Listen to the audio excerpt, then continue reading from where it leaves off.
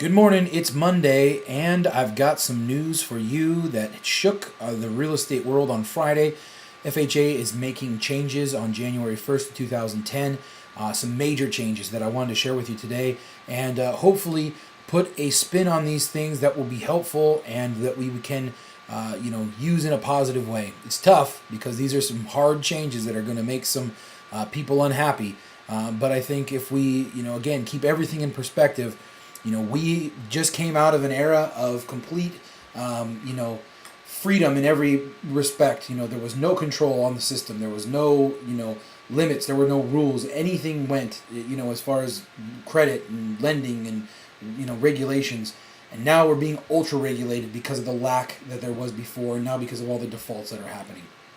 When the bubble burst, now we've got laws that protect us from everything and even ourselves. So, what FHA announced on Friday was that they will be adopting, for the most part, the HVCC legislation. They will be requiring that brokers and lenders and anybody who is commissioned or has any kind of incentive from a purchase or refinance of a house that they will no longer be able to order an appraisal. And that means we cannot have a discussion with the appraiser. We cannot talk about value. We cannot talk about repairs. We will not have any contact whatsoever with the appraisal. The appraisals will be done through appraisal management companies. Now, what this was going to affect, how this will affect us, is that you can expect that appraisal fees will be increased because FHA roster appraisers will not see their fees reduced by AMCs. So AMCs will now make appraisals higher so they can collect their fees. Expect to see FHA appraisals range anywhere from $650 to $700 going forward. Now, that's my estimation, but based upon what I've seen from HVCC with the conforming loans, the increase in fee, if they aren't going to reduce their fee that the appraisers take, they're going to have to raise it so the AMC gets paid. So look for those fees to increase. Look for turn times to increase, going from 1 to 2 days to get an appraisal at this point to probably 2 to 3 weeks at first. And then as things, that learning curve is adjusted over time, those turn times will go down probably to 5 to 7 days. So this is a major change. We're gonna see some really some upset people here over the next few days, few weeks as these changes take place. But again, we're gonna have to just deal with this stuff. It's gonna hit us between the eyes. But if we just keep our head down, do what we do, and deal with it as we can. Make sure the customer's informed. Make sure we're properly preparing everyone for the adequate turn times, and we make sure that we write our offers realistically. I know a lot of people, you try and write the offer to get it, as quickly as you possibly can so you can beat out that other guy. But if you've got financing and you're not an all-cash deal, now your 30 days is probably not realistic. 45 days is probably something you're going to look at here for the next 2 to 3 months until the kinks are worked out with this. So longer turn times, higher fees. Also, another change that FHA is making come January 1st, 2010 is that they will now require $1.25 million in assets for any lender that's going to be doing FHA loans. That means that's the kind of cash that you have to have on hand.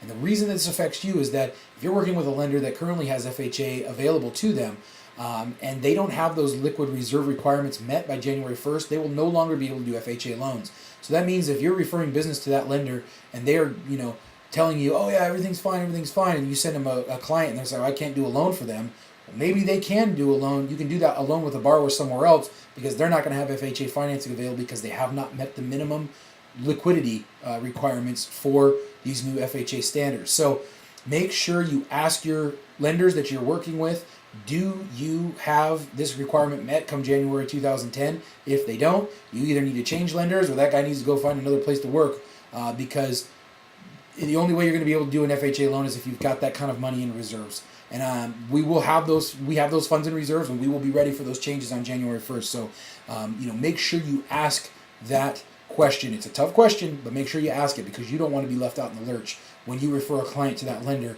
and they aren't unable to do a loan. That means that potential customer, they could go somewhere else and use somebody else, and you may end up losing him. So make sure that you ask that tough question.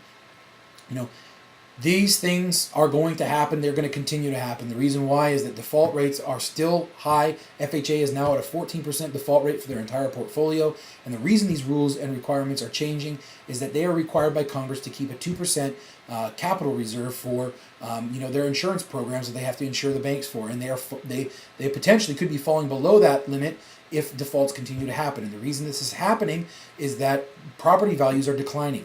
And as the property values decline on foreclosed properties, FHA can't sell them for the price they need to get so that they can repay that lender the claim that they're going to make on that foreclosure. They have to use their liquid reserves or their capital to add to the amount they receive for the foreclosure to pay that bank back. Now, when they're doing that, they're reducing their capital amount, and that's why they make these rules.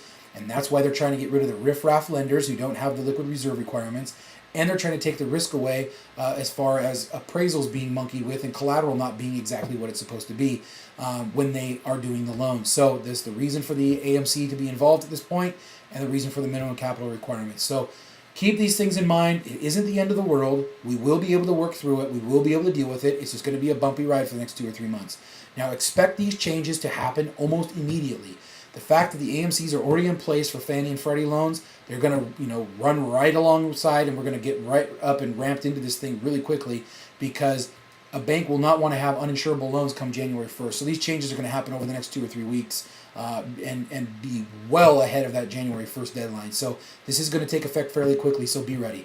Ask those questions. Prepare your borrowers for these longer term times. And this doesn't help out the fact that, we're trying to get so many people into this first-time homebuyer credit before it ends. This is just bad timing for all these things and all these changes to be happening. So we have to be on our toes. We have to be doing everything we possibly can to make these transactions go smoothly and quickly, because there's enough waiting between these new appraisal guidelines, the truth in lending laws, and all these disclosure things that we have to do now, that potentially just for the waiting period, I've talked about this before, you could be looking at almost 30 days just for disclosure period and an appraisal now with an FHA loan. So guys, be realistic when you're writing your offers. 30 days, at least right now, unless you've got a cash buyer or a huge amount of money down or something like that, 30 days just really isn't a viable number anymore. So get ready for longer term times. Ask me questions, email me. I know this is a very hot topic. I got a lot of emails over the weekend from a lot of you guys who watched the video asking questions because you saw this news. So I'll start to break it down over the next couple of days and some of the other changes that are potentially coming. But continue to sign those petitions below. Continue to contact the state representatives. This is the only way anything's going to happen. And I know it probably seems like you're doing nothing and it doesn't work, but it does. So just take the couple minutes to do it. We need that kind of effort to make the changes in our industry. So again, I'm going to talk about some other things going forward this week, and we'll be able to work around these issues. But ask the tough question of your lender, and be prepared to write in longer closing dates coming up in the next couple months, because this is a major change that's happened. So again, check out the referral section down below. Poll question, email me. I'll see you tomorrow. Was a loser, now will be later to win, for the times they are a-changing.